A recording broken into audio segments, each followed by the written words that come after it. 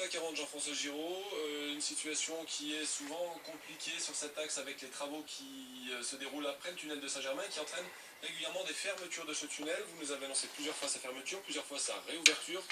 À l'heure actuelle, 18h02, qu'en est-il? Alors, c'est un petit peu de changement puisque c'est à présent le tunnel de Châtillon qui est fermé. C'est le tunnel situé juste après l'échangeur numéro 10 de Bellegarde en direction de Paris et de l'autoroute A6. Le tunnel est actuellement fermé à la circulation. Il y a un bouchon évidemment en amont de ce tunnel avec un peu moins d'1 kilomètre de perturbation.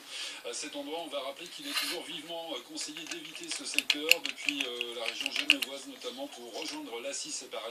Il faut passer par Annecy, Chambéry et Lyon via les autoroutes A41 Nord et autoroute A43. Voilà, ça vous permettra donc d'éviter cette portion difficile de l'autoroute A40 avec, on le rappelle, actuellement la fermeture du tunnel de Châtillon.